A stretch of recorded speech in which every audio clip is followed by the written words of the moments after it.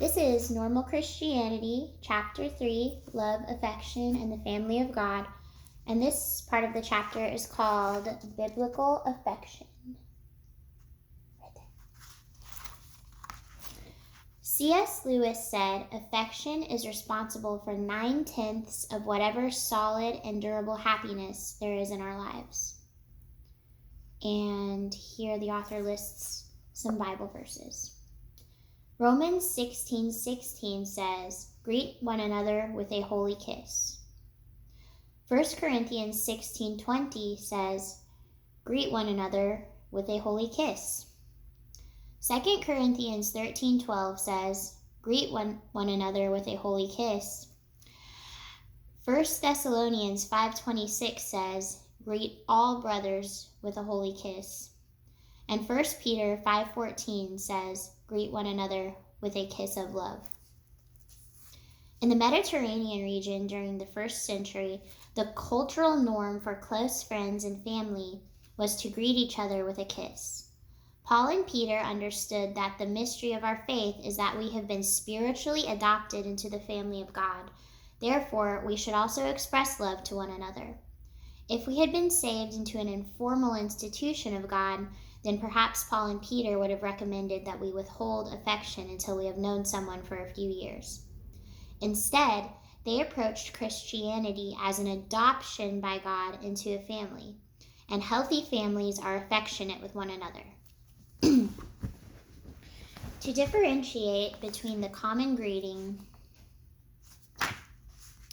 and greeting within a family of God, they referred to this expression of love amongst the brethren as a holy kiss. This became the common practice of the early church. This type of affection makes more sense in a church culture that suffered under persecution. Consider the fact that every time one would say goodbye to their friends, it might have been for the last time.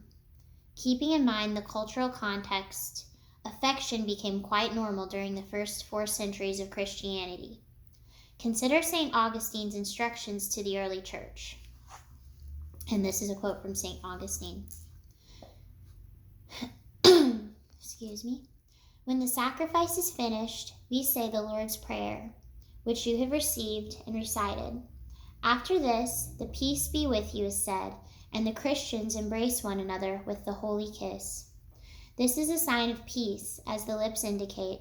Let peace be made in your conscience. That is, when your lips draw near to those of your brother, do not let your heart withdraw from him, or do not let your heart withdraw from his. Hence, these are great and powerful sacraments.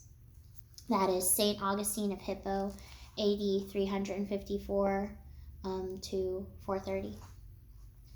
Because not all Christians live in the Mediterranean region, and none now who lived in the first 4 centuries of Christianity, what is the practical application of the holy kiss in our modern Western culture? I believe that the cultural equivalent of a holy kiss is an affectionate embrace. In fact, the name of one of the minor prophets was Habakkuk, which translated means hug or embrace. Prophets were and are specifically commissioned to represent the nature of God. It is interesting to note that God is so in favor of giving hugs to one another that even one of his prophets was named Hug. Maybe we need some hug prophets in our cold religious institutions. If we understand that the modern equivalent to a holy kiss would be an affectionate embrace, then we should ask the big question, what would Jesus do? This is an excerpt from Luke. Now, one of the Pharisees invited Jesus to have dinner with him. So he went to the Pharisee's house and reclined at the table. When a woman who had lived a sinful life in that town learned that Jesus was eating at the Pharisee's house, she brought an alabaster jar of perfume. And as she stood behind him at his feet, weeping, she began to wet his feet with her tears. Then she wiped them with her hair, kissed them, and poured perfume on them. When the Pharisee who had invited him saw this, he said to himself, if this man were a prophet, he would know who is touching him and what kind of woman she is, and that she is a sinner. Jesus answered him, "Simon, I have something to tell you." "Tell me, teacher," he said. 2 men owed money to a certain moneylender. One owed him 500 denarii, and the other 50. Neither of them had the money to pay him back, so he canceled the debts of both. Now, which of them will love him more?"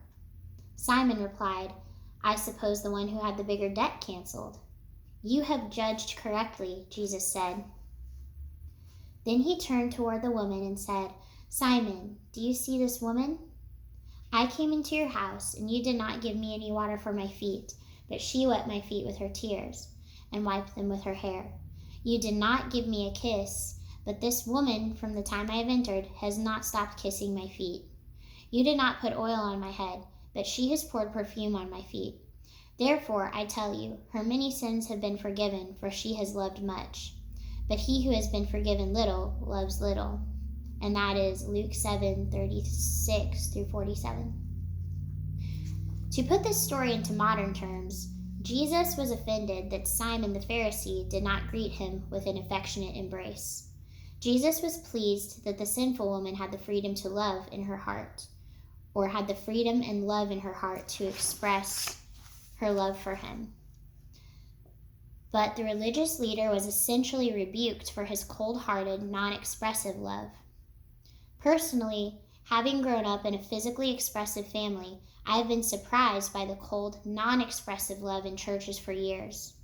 I sometimes compared my natural family with my church family and was grieved trying to figure out why the church was so rigid and non-expressive to one another, especially since the word commands us over and over again to kiss each other, and even Jesus was upset when he did not get his kiss.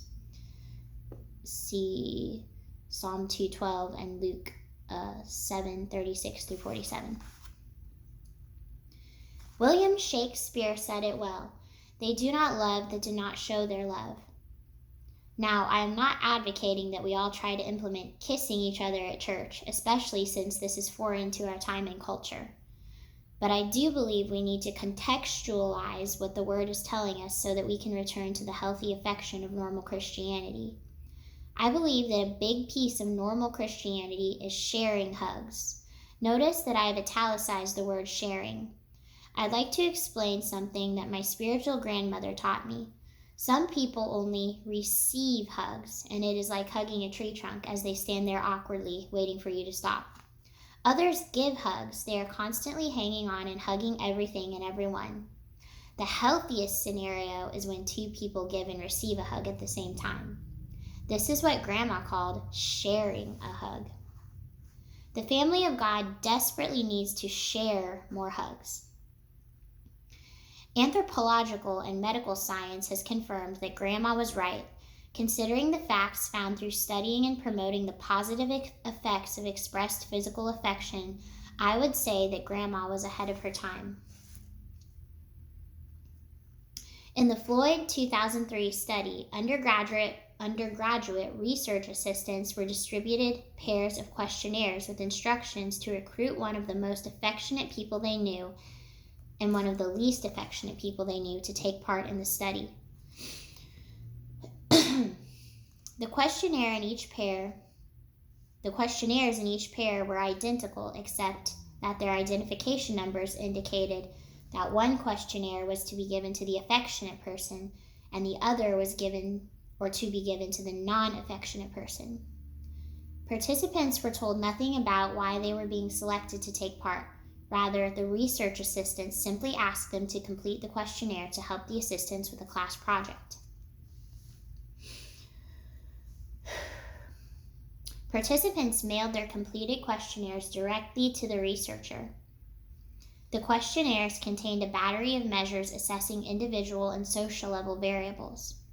Floyd predicted that the high and low affection groups would not only differ from each other, but also that the affectionate communicators would be advantaged relative to the non-affectionate communicators. At the individual level, he hypothesized that highly affectionate people would be happier and have higher self-esteem, be less stressed and less depressed, and have better overall mental health than would less affectionate people. He also proposed that they would be more comfortable with interpersonal closeness and less fearful of intimacy. At the social level, Floyd predicted that highly affectionate people would be more socially outgoing, would receive more affectionate communication from others, would be more likely to be in a romantic relationship, and among those who were in romantic relationships, would be more satisfied with those relationships than would less affectionate people. The sample consisted of 109 individuals who ranged in age from 10 to 60 years. Despite the relatively small sample size, comparisons between the high and low affectionate groups confirmed each of these predictions. Specifically, compared to low affection communicators, high affection communicators were happier, more self-assured, more comfortable with interpersonal closeness, less fearful of intimacy, less likely to view relationships as being unimportant, less stressed, less likely to be depressed, in better mental health, more likely to engage in regular social activity, more likely to be in an ongoing romantic relationship, and among those in romantic relationships, more satisfied with their relationships.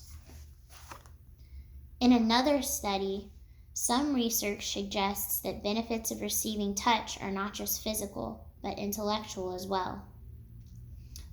This is Stewart and Loop for 1987, reported that college students who were touched lightly on the arm by their instructors during a one-on-one conference scored more than half a standard deviation higher on a subsequent examination in either introductory psychology, American history, or government courses than did the students who were not touched by their instructors during the same type of conference. See also Foa and McGonigal, that's an interesting name, and Gripe, 1976. I have conducted my own social experiment of sorts. A few years ago, I led a youth Bible study in a local secular cafe near my home. There were about 30 youth on a typical Thursday night. Each week, we would gather and worship together by playing CDs. We had several traditions that made our group unique. And this was in the 90s, and I didn't know people had Bible studies in coffee shops in the 90s. I thought that was like a newer thing, but we had several traditions that made our group unique. One tradition was called the hugging song. Actually, this was just a song that we had designated as the hugging song. The idea was that when we heard the initial drum roll at the beginning of the song, everyone knew that this was the hugging song, and we had approximately 3.5 minutes to hug every person in the cafe.